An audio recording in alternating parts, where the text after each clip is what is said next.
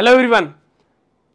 एक नवीन recruitment update, एक नाही एकापेक्षा जास्त नवीन रिक्रूटमेंट अपडेट घेऊन तुमच्या समोर आलोय. सर्वप्रथम तुम्हा सर्वांना मकर संक्रांतीच्या खूप खूप शुभेच्छा.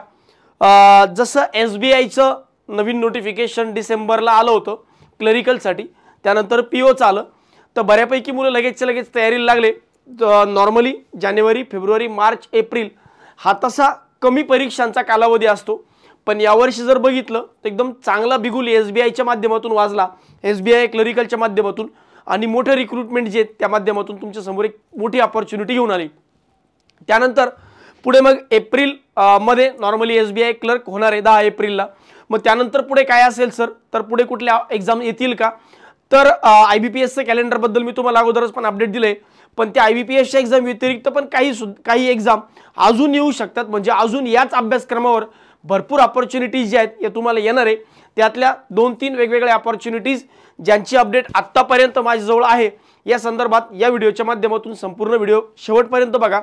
एक 2-3 वेगवेगळ्या जाहिराती आणि त्यानंतर नवीन एक्सपेक्टेड जाहिराती सोबत काही जाहिरातींबद्दल नेहमी मुलं विचारतात. जसं FCI असेल, LIC असेल, RBI असेल, असिस्टंट या संदर्भात मुलं विचारतात, तर त्याही संदर्भात या व्हिडिओच्या माध्यमातून पूर्ण अपडेट देतो. शेवटपर्यंत बघा, समजून घ्या. जे अपडेट आम्ही तुमच्यापर्यंत पोहोचवतोय बघा, एकदम हे बोल्डेड स्टेटमेंट आहे, म्हणजे ज्याला मी हायलाइटेड स्टेटमेंट म्हणतोय, की एकदम क्लिअर कट सांगतोय की या ज्या अपडेट आमच्यापर्यंत येतात या कुठल्या ना कुठल्या अनुभवातून म्हणा किंवा कुठल्या ना कुठल्या काय म्हणू शकतो आपण त्याला सिक्स सेन्समधून येतात. ठीक आहे, की अशा अपडेट असू शकतं. पण याचा अर्थ असं नाही की हे असंच होईल, पण याचा अर्थ हा पण आहे की असं होण्याची दाट शक्यता असते. भलेही ते आज होईल, तर सांगतोय की मी म्हणतोय की सपोज 10 तारखेला होईल, तर मे बी 10चं 15 होऊ शकतं, 15चं 20 होऊ शकतं. पण जर सांगितलंय होईल तर मग डेफिनेटली आज न उद्या होणार आहे. याबद्दल तुम्ही निशंक राहा, याबद्दल तुम्ही अजिबात काळजी करू नका. होणार, ही अपॉर्च्युनिटी येणार, याबद्दल डेफिनेटली होणार म्हणजे होणार, हेच मी तुम्हाला सांगेल. बाकी मी तुम्हाला सांगतोय की या अपडेट ज्या आहेत या टेंटेटिव्ह असतात, याच्यामध्ये मागे पुढे होऊ शकतं, शक्यतोवर पुढेच होईल, मागे होणार नाही. अदरवाईज या ज्या अपडेट आम्ही देतो मोस्ट प्रोबेबली त्या डेटलाच होईल. ठीक आहे, तर पहिल्यांदा चालू करूया IDBI पासून. IDBI मध्ये जर तुम्ही बघितलं तर IDBIची जॅमची एक रिक्रूटमेंट येणं अपेक्षित आहे. आता IDBIची जॅममध्ये 2 प्रकार आहे, एक PGDBFचा प्रोग्राम आणि एक नॉन PGDBFचा प्रोग्राम. PGDBF म्हणजे काय, तर एक्झाम होते, एक्झाम नंतर इंटरव्ह्यू होतो, इंटरव्ह्यू झाल्यानंतर तुम्हाला एका बँगलोरला किंवा नोएडाला 2 पैकी एका ठिकाणी तुम्हाला ट्रेनिंगला पाठवतात आणि मग ती ट्रेनिंग कंप्लीट झाल्यानंतर तुम्हाला पोस्टिंग मिळते. याला म्हणतात post graduate diploma in banking and finance. ठीक आहे, तर ही जी PGDBFची ॲड आहे ही एक येऊ शकते PGDBFची.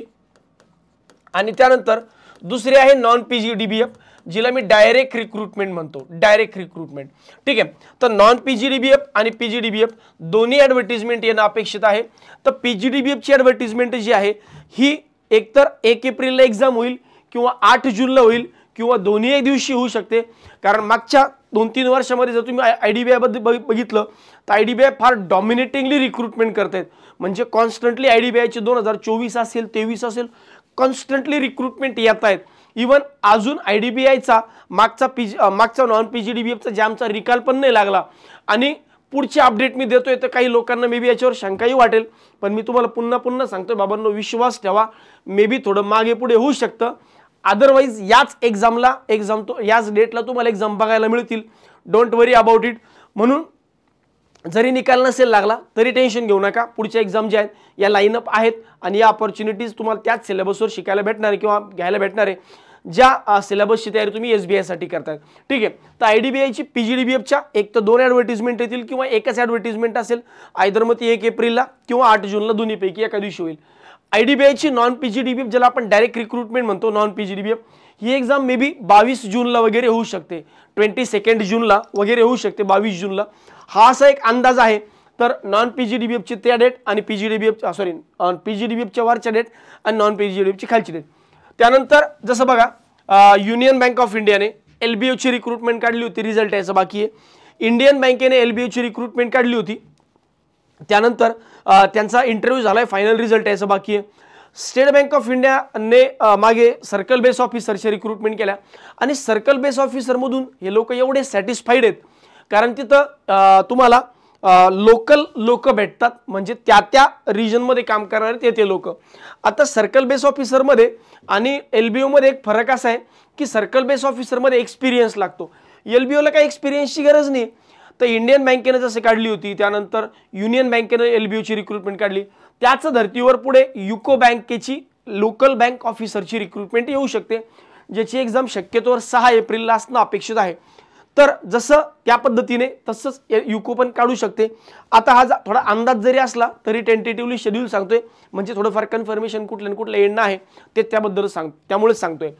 त्यानंतर मी जेव्हा मंथली स्टडी प्लॅन घेतला होता, मंथली स्टडी प्लॅन सेशनमध्ये मी तुम्हाला सांगितलं होतं की बाबांनो, मंथली स्टडी प्लॅनमध्ये की 6 एप्रिलला मला काहीतरी खालीवर होण्यासारखं वाटतंय की 6 एप्रिलला एखादी एक्झाम होऊ शकते. तर मला असं वाटतं की 6 एप्रिलला नॅशनल इन्शुरन्स कंपनी लिमिटेडमध्ये AOची रिक्रुटमेंट येऊ शकते, ॲडमिनिस्ट्रेटिव्ह ऑफिसरची.